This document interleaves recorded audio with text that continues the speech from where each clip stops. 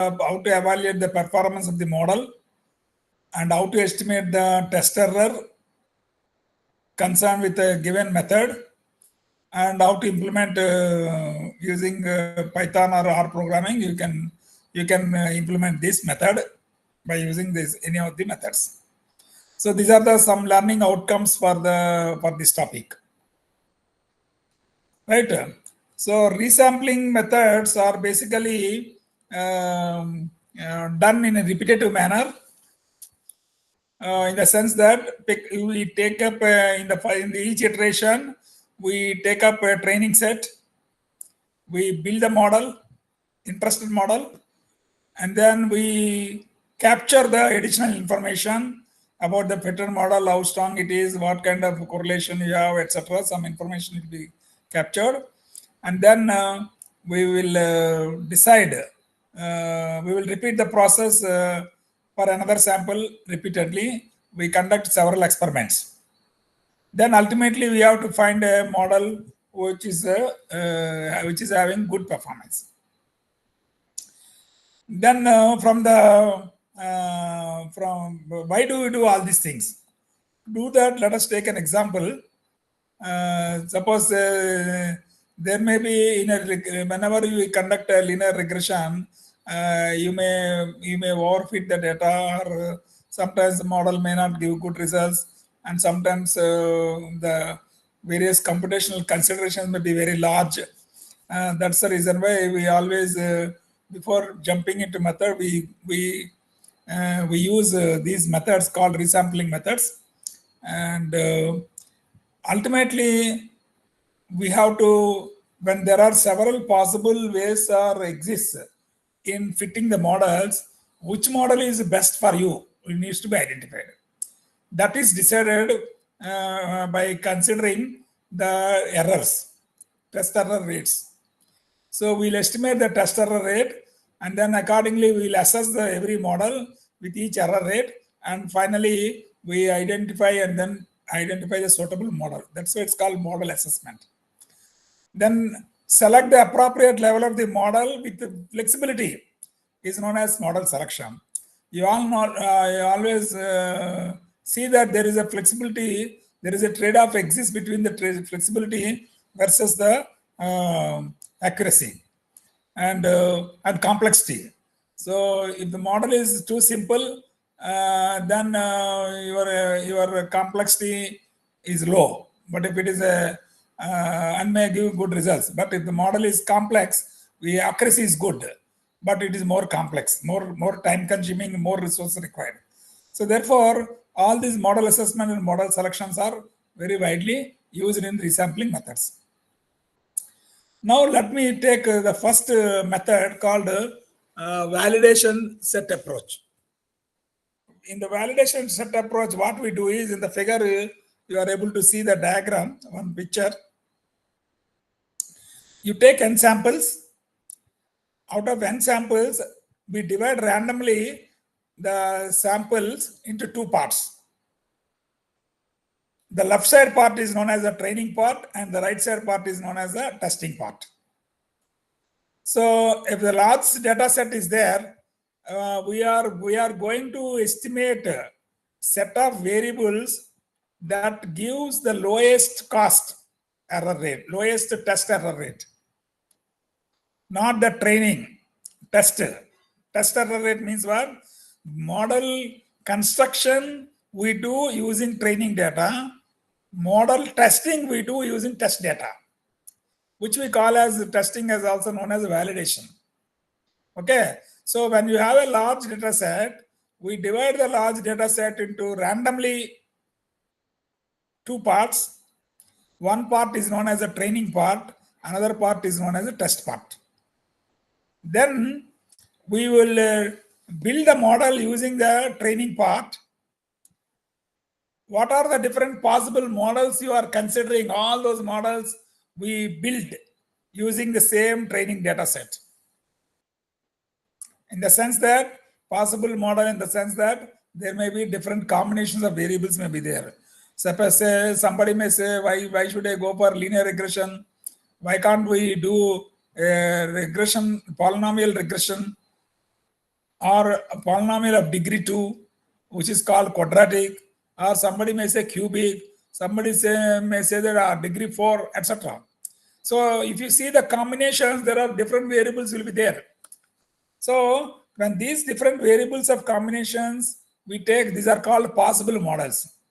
So out of these possible models, which model is best for you, for your data? The best model is selected based on the model which has the lowest error rate.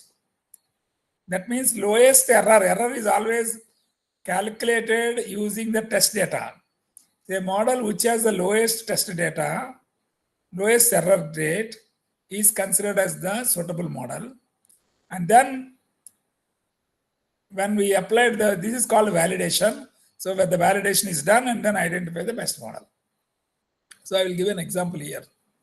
So validation test approach, validation set approach is known as test set approach.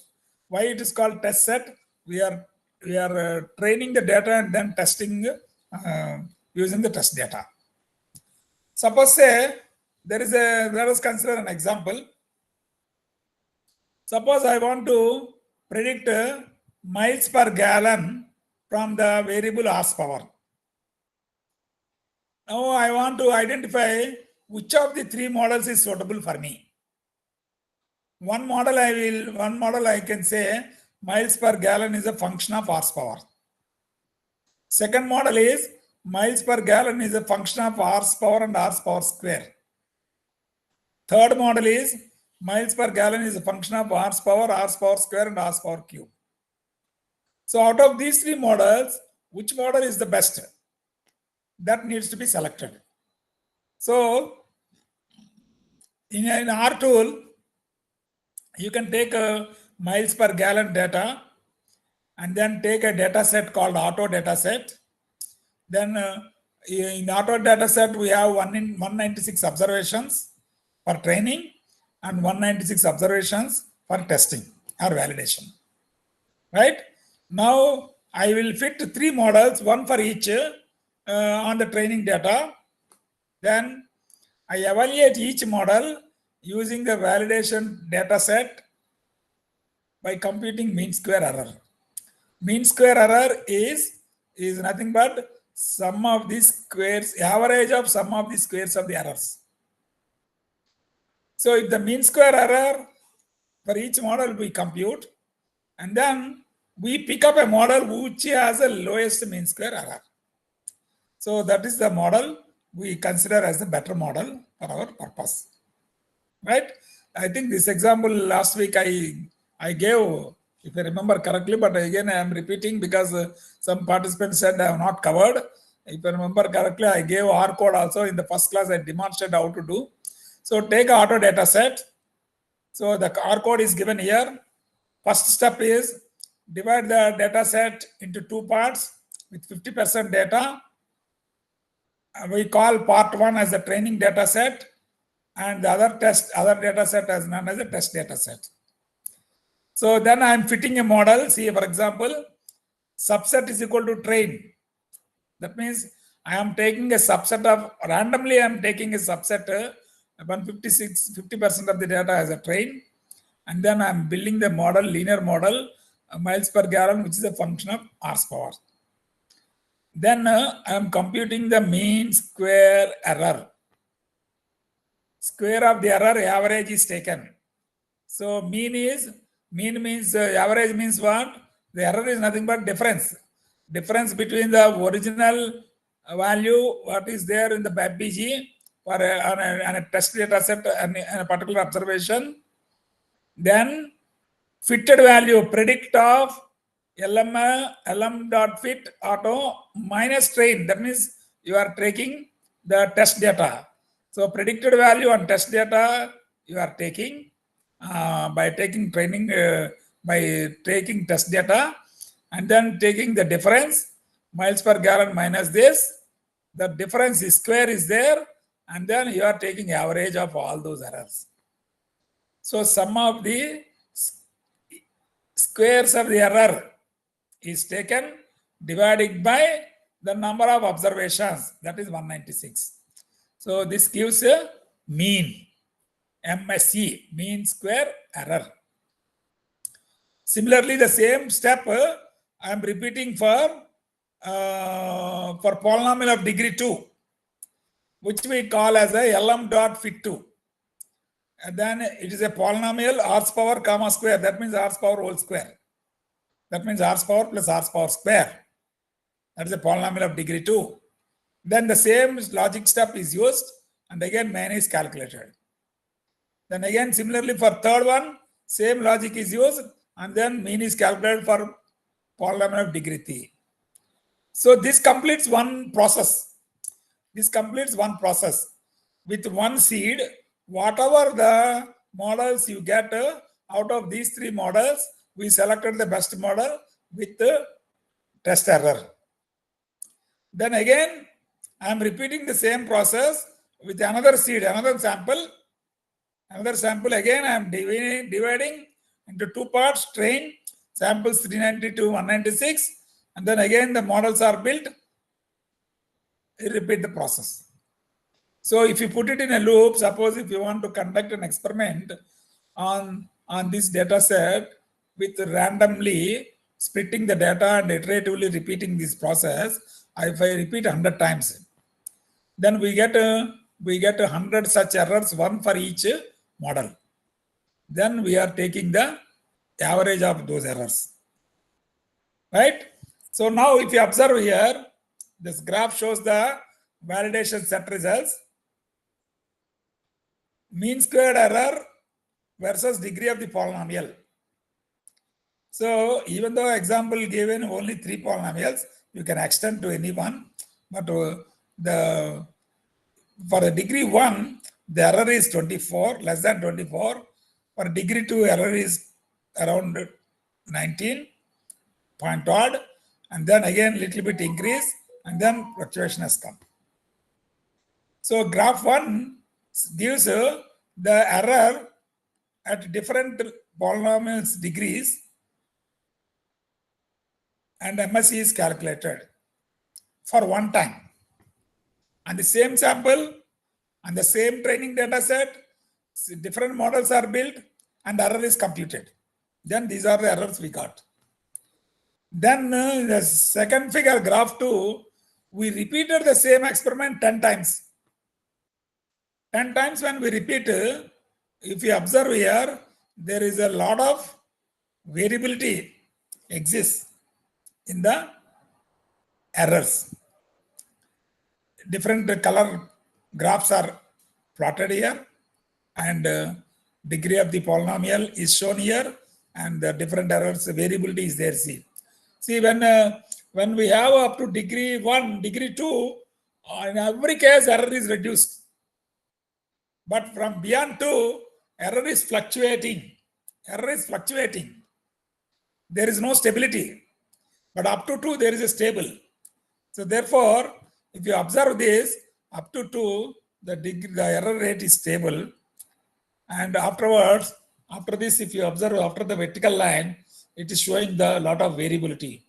So this variability is known as the error is varying because of different samples randomly are taken. Sometimes some sample may be good for your model. Sometimes your sample may not be good for some other partition, because randomly you are splitting the data and we are repeating the experiment. So when you do this process is known as validation set approach. So what are the advantages and disadvantages of this method? The method is, if you observe here, is a very simple method. Only you have to fit the model, and then you have to calculate the error by taking the formula. So it is easy to implement in Python and easy to implement in R, and it is easy to understand. But disadvantage is the validation of MSE is highly variable. Based on the sample, the variable error is variability in the error is noticed here in the picture. That's why the validation of MSE is highly variable. And another thing is, whenever you are calculating the error, we are only, whenever a model is built while training, we are not taking all the observations into consideration. we are taking only 50% of the observations. That's why there is a, because subset of observations are considered, the methods, normally statistical methods, always tend to worst when worsen the situation when the trained observations are few in number. That means even though we have 396 observations, every time we are leaving out 50% of the observations, and then model is built. That's why the variability is coming, and only all observations are not taken into consideration while building the model. So these are the two disadvantages in the validation test set approach. So here I will take few questions. Is this clear? Any questions are there any questions? Yes. Participants, any questions?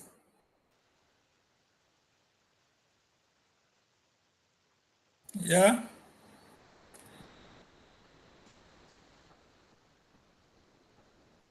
Hello? Hello?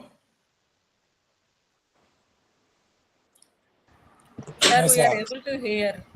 Are you able to understand? Do you have any questions?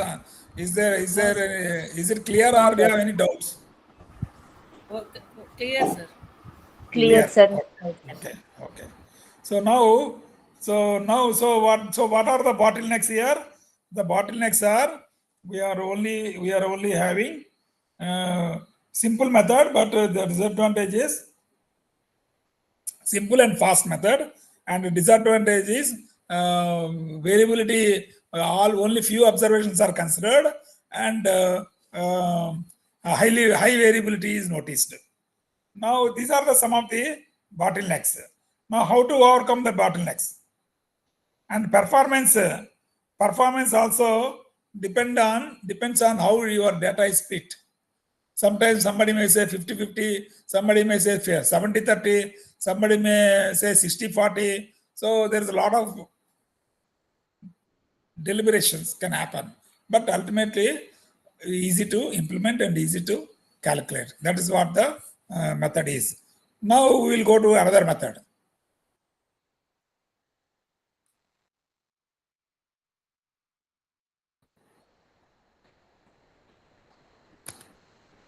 So the other method is LUSIVE.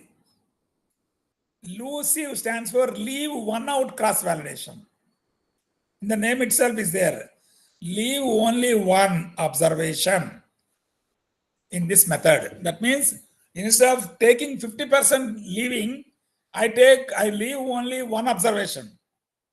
That means if I have n observations, I will consider n-1 observations in the model building. I will use only one observation for testing. So whatever the disadvantage is there in the test set approach or simple validation approach, that disadvantage is overcome here by taking more observations into consideration while training the model. You are not leaving everything. You are only leaving, after all, only one observation.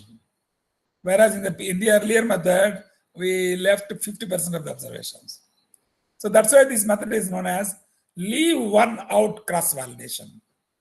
So the aim of the method is to overcome the disadvantages of the validation test approach. So the method works like this. The diagram shows there are n observations are there. One observation I have hidden in the first iteration. That means I take n-1 observations. In every iteration, we take n-1 observations. In the first iteration, I will use the first observation for testing. In the second iteration, second observation. Third iteration, third observation. n-1 iteration, n-1 observation. Nth iteration, nth observation. So that's why this diagram is shown here. So in every time training data set is shown here in the blue color, it is of size n-1. Validation set data set size is only one element, one observation. So therefore, whenever we validate the model, validation data, we always compute the mean square error again. So mean square error is nothing but Here, very simple formula, same formula, 1 by n into MSCI. Sigma I is equal to 1 to n. That means first observation, in the first iteration, what is the error? Second observation, in second iteration, what is the error? Third observation, third iteration, what is the error? Nth observation, nth iteration, what is the error? Take sum of all the errors and take the average. So this is called sum of the mean of the squares of the error average. Right? So then the model is computed, and the CV of for every model we select the model which has for every possible model we compute CVN, and we'll select a model where the CVN is having the lowest error. Same logic is same, right? This is called a validation set approach, elusive approach. So what are the advantages? Bias is more in a validation set approach, but whereas bias is very less in the elusive approach, because we are choosing n-1 observations without showing any bias. But whereas in the test set approach, 50% of the observations are randomly chosen. Therefore, bias is there already. So we repeatedly fit the statistical learning method using training data that contains n-1 observations. Therefore, bias is less. And in the process, because there is a less bias, your variability is also variability in the mean square, that zigzag graph will not be there.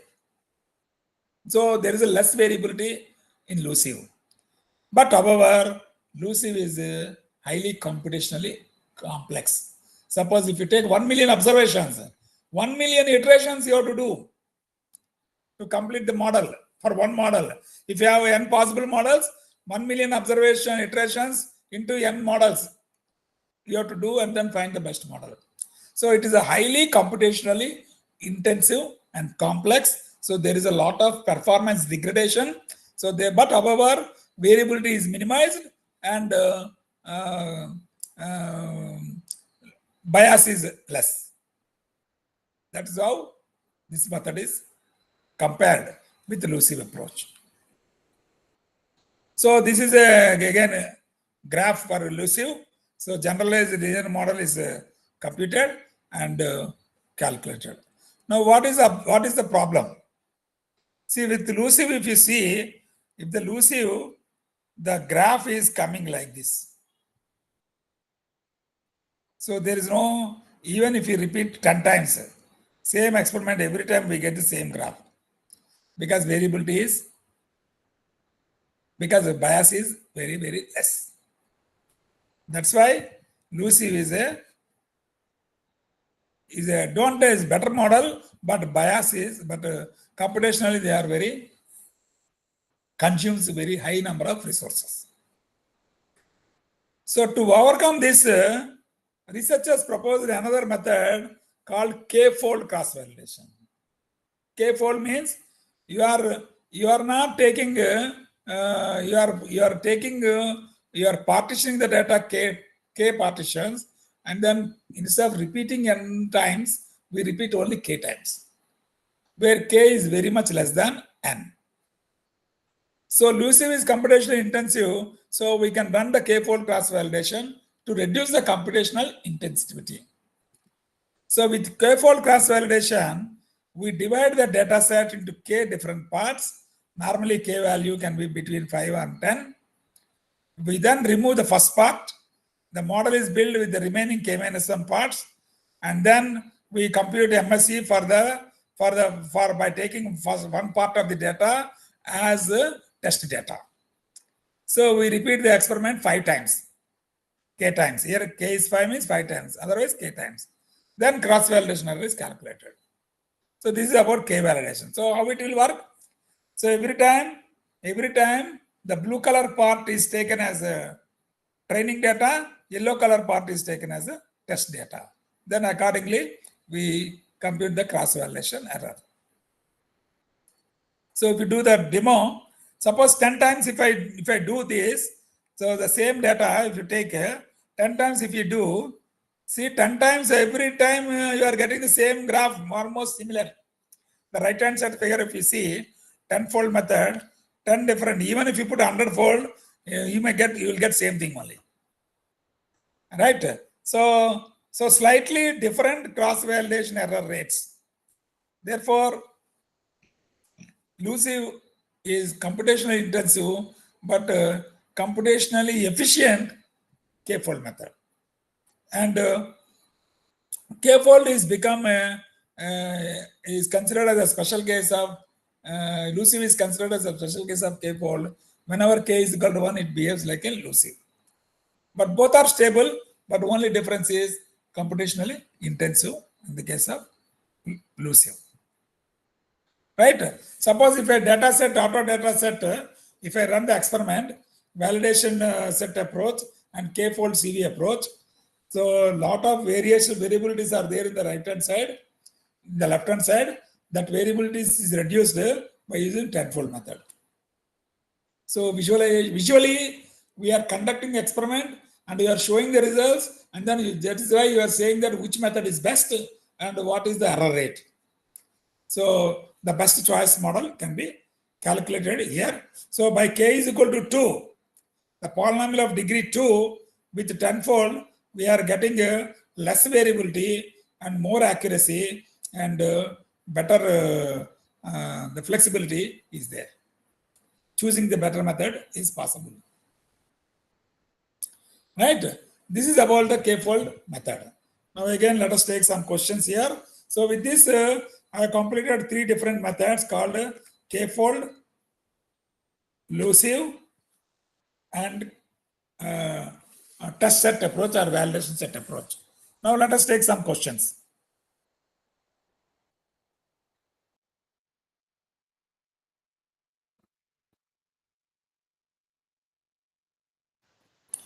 Which method is more reliable? I am asking question then, because you are not asking any questions. Yes, sir. K-fold cross validation. K-fold method is more reliable. K-fold. K-fold. K-fold is more reliable than the validation set approach or hold out method. This is also known as hold out method. Okay. So because every data point is every observation we are taking in the into the part of validation set at least once. Therefore, K-fold is more reliable, right? Then what are the drawbacks of Lucive? What are the drawbacks of Lucive? Computationally intensive. Lucive drawbacks. Computationally intensive, sir. Computationally expensive. Very good. So therefore, to overcome the drawback, only K-fold method was initiated. Okay. And there are, of course, there are several methods, but these are the basic methods. So there is a method called generalized Lucive, generalized K-fold, right? Sometimes people may say leave P out cross validation, like leave Lucive, leave 1 out cross validation. The instead of 1, you can define P. You can define P, and then you can say that leave P out class validation. So P observations you leave instead of leaving 1 observation. But the world value of P may vary from 1 to K. I may take 2, 3, 4, 5, 6, etc. These are all different variations. But ultimately, all these methods are boiled down to these 3 categories.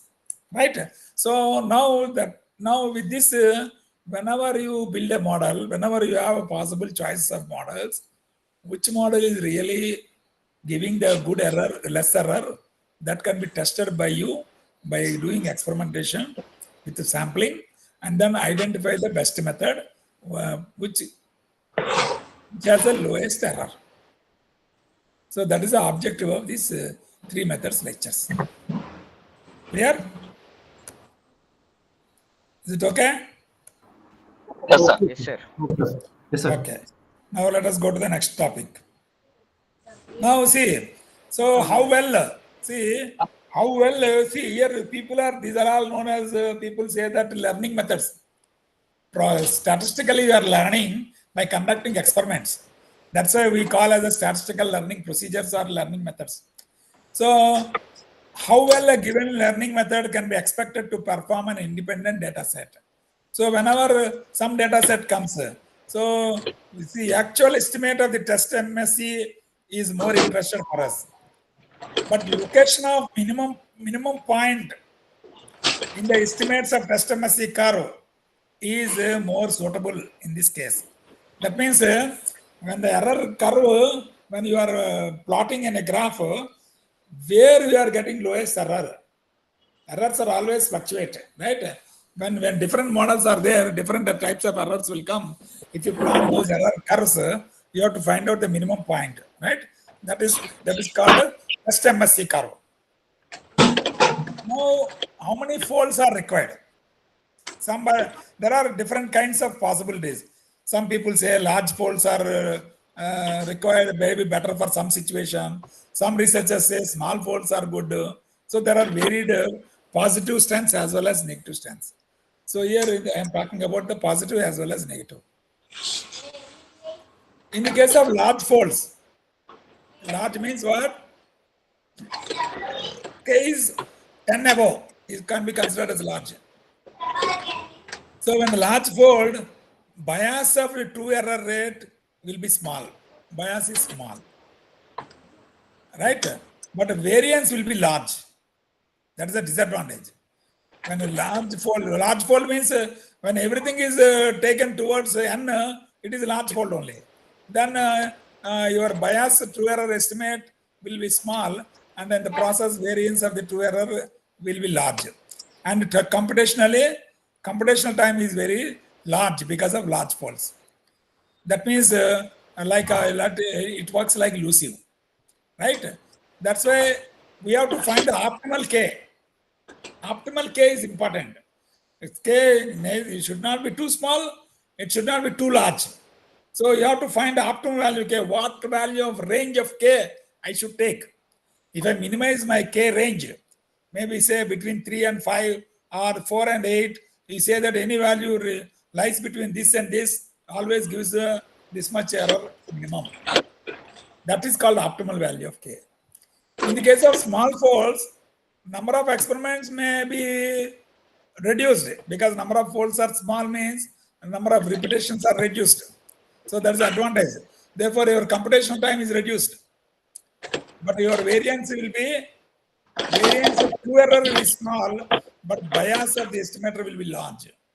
So always there is a trade-off exists between bias versus variance. When variance is negative, estimator will be negative, variance will be positive. Estimator is positive, variance will be negative. So like that, there is a trade-off exists. So therefore, you have to always conduct some experiments randomly and then find an optimal value of K by choosing the disadvantages as well as advantages, and then based on the number of observations and based on the type of model, you have to decide the optimal value of K. Normally, as per research, K value always can be either 5 or 10. With that, we get always optimal, better model with less error rate. So this is about the approach. So I explained how to compute the performance of the model, and then also I explained how to estimate the test error associated with the given method, and also you can implement in R tool. Already I have given R tool, but Python you do it by yourself and then test it. So take any data set. Now I am giving you an assignment here. Take any data set. You build all 3 models, build different models, and then vary the methods, and then compute the errors, repeat the experiments maybe 20 times, 100 times, 50 times, and then plot the graph, then understand, and then finally observe your observations and then submit the assignment. So this assignment also in Moodle, I will do it. Actually, I still do 2 days back, I got the login. So I will create all the course content and upload the assignment along with the deadlines also, so that you can submit the assignments as per your convenience. Okay. So this is about the trusted learning methods, right? Learning methods, cross-validation, and K-fold method, and leave one out method, elusive, for computing the test error rates, right? Now, Of course, there are some advanced methods, but because this is a IoT course and I am not going to take the advanced methods here as per syllabus. Whatever I have written, I will cover those things. So let me see what are all the things I have included here. Course plan. So in your syllabus, I have given a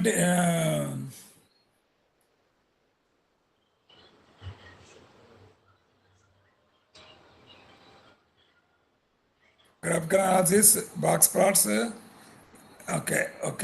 Even though this is not part of your syllabus, but it is very much essential to, it is related to chapter number 3, accuracy, assessing the model accuracy, and then finding the validation techniques. Because whenever you do machine learning related problems, you have to do this, you have to apply these methods, right? So that's why these are all different things that needs to be experimented in the language either R or Python. So this is about the today's topic. Now, if you have any other questions in these methods, you can ask questions. I will answer your questions.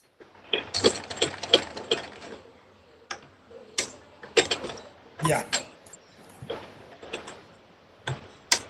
Le door and le. Any questions?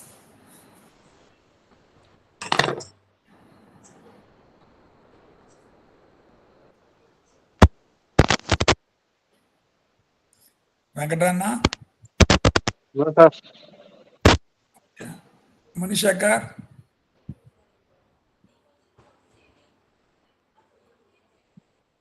What is your background of all your faculty? Electrical and electronics engineering, sir. Okay. Electrical engineering, sir. Electrical, okay. Sir, mine is civil engineering, sir. Okay. Mine is mechanical engineering, Faculty are sir. not allowed, right? Mechanical engineering, Faculty sir. are not allowed here. Register, right? Yes, sir. Okay, good. So now, see, I have covered some of the practical aspects. So tomorrow, positively, I will upload 2 assignments for you. But simultaneously, you are also doing and then working in our as part of data science course. So, you are in which week in data science course? Third week, sir. 5th week, huh? Third week, sir. 3rd week. Third week. So that means R is completed completely, right? Yes, sir. Yes, sir. Yes. Sir. So all assignments submitted? 2 submitted. Sir. Yes, sir. 2 submitted. Assessments are over. No, sir. Today is the last date for. Today is the last date. Okay. Yes. So please submit the assignments. Don't leave any method, because out of 25 marks, whatever the marks you get, as it is, we take as part of your learning experience and progress for our evaluation. Those who have not submitted, please submit in time, right? And do the exercises thoroughly and then independently, right? Try to understand the concept and then do the experimentation. So tomorrow, what I do is, tomorrow as per our syllabus, I will start a little bit of data warehousing and OLAP and summarization. But before that, you also require some experience and exposure on SQL. I will cover some SQL also tomorrow. Okay.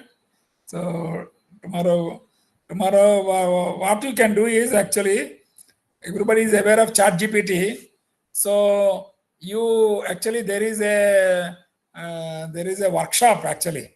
I have also registered the workshop on 10th August for 3 hours. How to learn SQL in 3 hours using ChatGPT. right? Those who are interested, you can register this workshop. Okay, so SQL with ChatGPT. Sir, link for that workshop, sir. I'm typing that. You have to pay 99 rupees. I paid because in order to handle your class, I have registered. Okay, I'm trying to generate this SQL.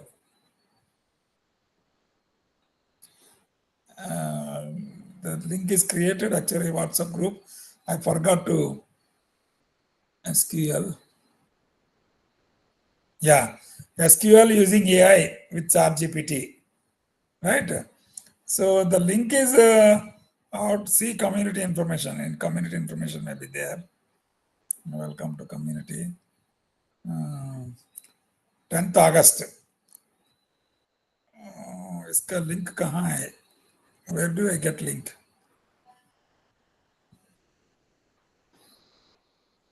Actually, link I got the post in LinkedIn. Maybe I will share that. Just 1 minute. Be on the line.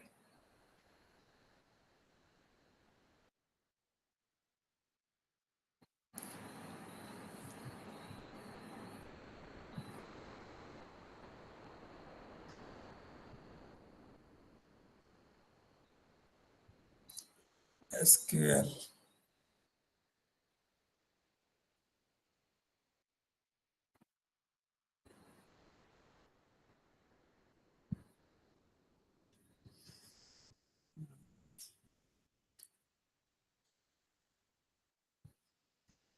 SQL using AI.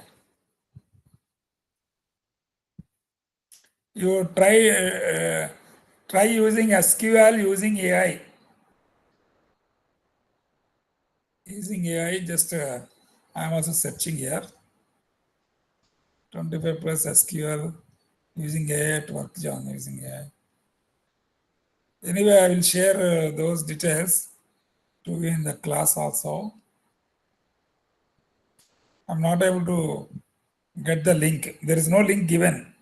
Just I registered using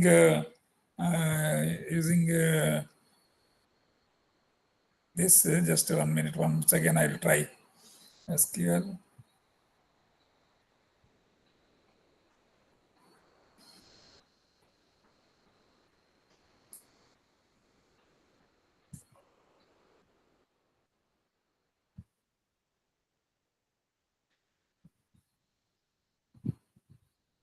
I will share whenever I get because I'm not able to get it. But the whatever the material I get, I will share it to you, right?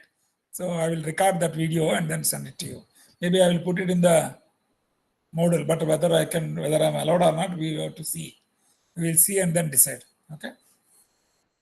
So tomorrow I will start with SQL because to understand the OLAP, etc., you should be having some exposure on SQL also. So see, as per our syllabus, more or less graphical analysis covered. Now a little bit of linear algebra, statistics, sparse matrices, interpolation, all these things also need to be covered. I will cover tomorrow. Okay. So with this, I will stop here for today. Then today I will create the entire course plan also. So if you have any doubts, in data science for engineers video, I will put a questionnaire for you. You type your doubts in the module. I will cover classes to clarify your doubts. That also we will open it up in the next week. Okay. So I will stop here for today. So see you all. Tomorrow we'll meet again. Okay. Right. Thank you, Okay, sir. sir. Thank you. Thank you, sir. Thank you. Thank you, sir. Right. Thank you, sir. Thank you, sir. Thank you, sir. Good night, sir. Thank you, sir. Thank you, sir.